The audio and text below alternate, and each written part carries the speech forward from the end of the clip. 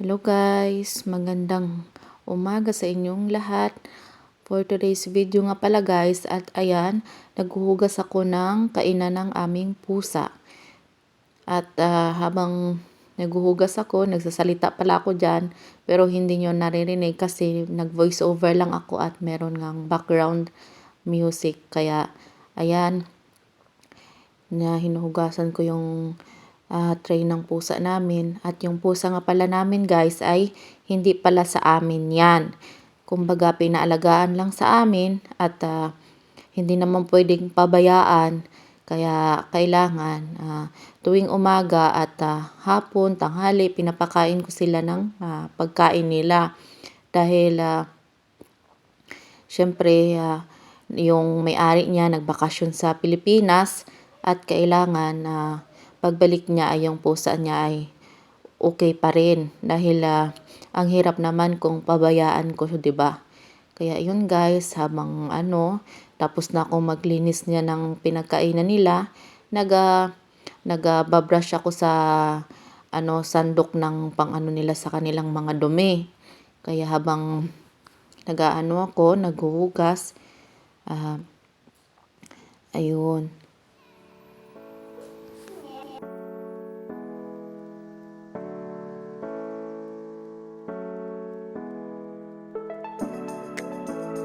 At ayan guys, magluluto nga pala ako ng uulamin namin ni Amira.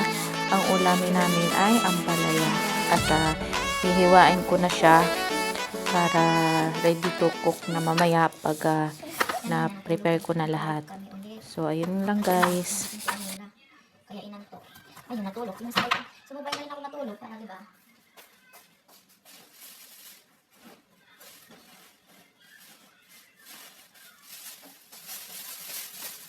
Para hindi ako puyat guys. At hindi yun magpuyat si Amira, halos hindi na yun natutulog. Maaga na yun natutulog. Maling araw.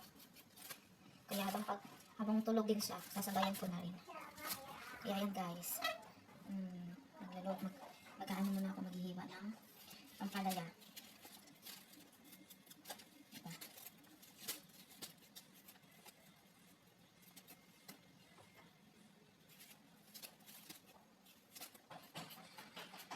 Pero bago ako matulog kanina, paglinis na ako lahat. Ngayon, magsaing na ako ng kanin. Nung magsaing, maghiwa ng ulamin namin ni Amira, dalawa. Hindi naman ako makain dito yung papa ni Amira. Doon yun sa kapila, doon sa kapatid niya. Ayan. Maghiwa-hiwa na tayo guys ng ating ulam. Ayan guys.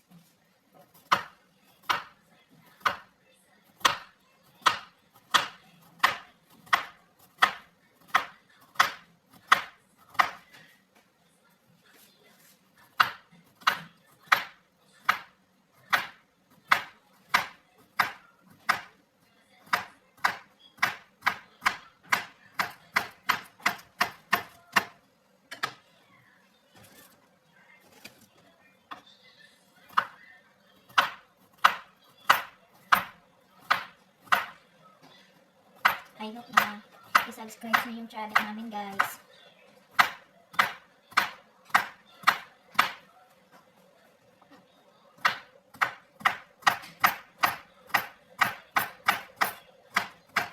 Ano to guys, gisahin lagyan ng itlog.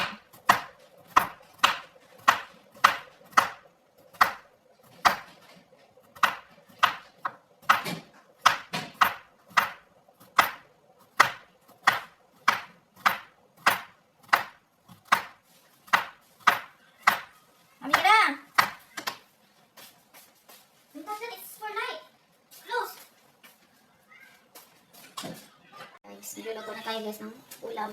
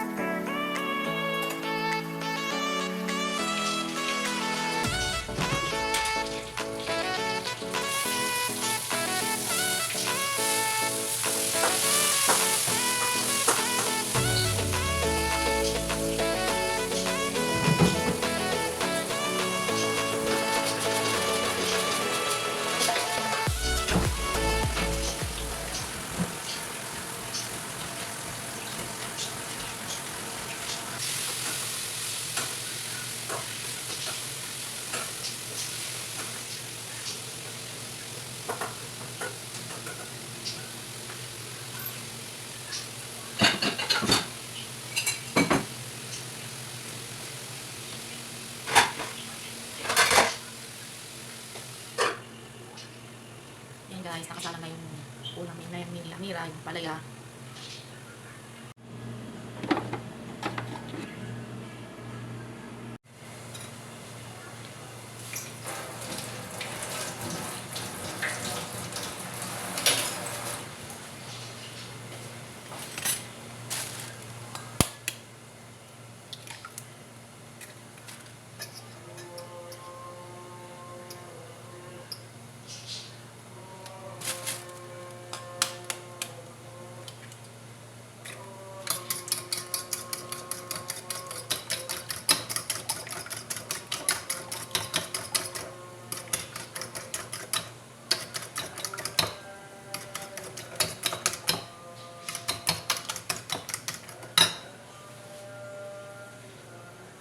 Yan na guys.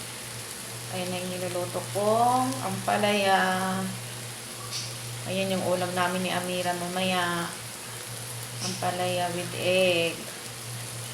Ayan, ang sarap niyan guys. Ayan guys, luto na yung ulam namin at kakain na kami guys. Kain tayo guys. At ayan ang ulam namin na kakaluto ko lang. Sarap talaga pag pag gulay yung ulam. At ayan si Amira. Gusto niya na rin kumain. At ayan guys, kain tayo guys. At